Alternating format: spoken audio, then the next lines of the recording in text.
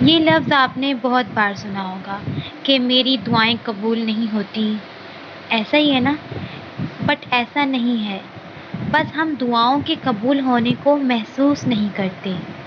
دعاؤں کے معاملے میں ہماری مثال ایسی ہے جیسے ایک بچہ پارک میں جا کے اپنے والدین سے ضد کر کے کسی جھولے پر بیٹھے اور اس پہ بیٹھنے کو انجوائے کرنے کے بجائے اگلے جھولے پر جانے کی ضد لگا لے، اور جب اگلے جھولے پہ بیٹھے تو کسی دوسرے جھولے کی طرف اشارہ کرنے لگے۔ ہماری ایک دعا قبول ہوتی ہے، ایک حسرت پوری ہوتی ہے، تو اس کی جگہ فوراً کوئی نئی حسرت، کوئی نئی خواہش لے لیتی ہے۔ ہم اپنی دعاؤں کے قبول ہونے کو محسوس کرنے اور اس کا شکر ادا کرنے کے بجائے اگلی دعا کے قبول ہونے کے انتظار میں بے قرار ہونے لگتے ہیں۔ ایسا ہی ہے نا؟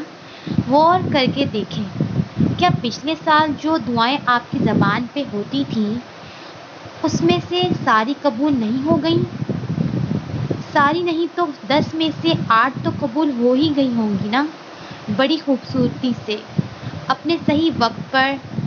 اور اگر کوئی جائز دعا قبول نہیں بھی ہوئی، کسی مصلحت کی وجہ سے، ہمارے اس صبر کی وجہ سے ہمارے اوپر سے مختلف مشکلات، پریشانیاں، بلائیں سب ٹل رہی ہوتی ہیں، تو ہمیں صبر کرنا چاہیے اور اللہ پہ یقین رکھنا چاہیے۔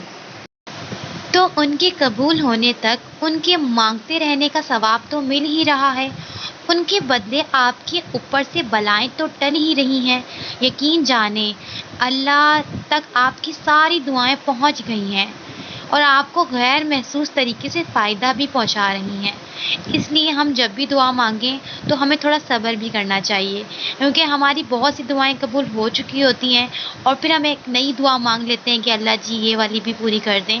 تو ہر دعا کے پورے ہونے کا ایک ٹائم ہوتا ہے، اس ٹائم تک ہمیں صبر کرنا ہوتا ہے، اور جب وہ اس ٹائم پہ جب ہم صبر کر رہے ہوتے ہیں نا کہ جب یہ ہماری دعا قبول ہو جائے گی، تو وہ جو صبر کا ٹائم ہوتا ہے اس میں بھی ہمیں ثواب مل رہا ہوتا ہے۔ اور وہ جب دعا نہیں بھی قبول ہو رہی ہوتی تو ہمارے اوپر سے ڈفرینٹ ٹائپس کی جو بلائیں ہیں، مشکل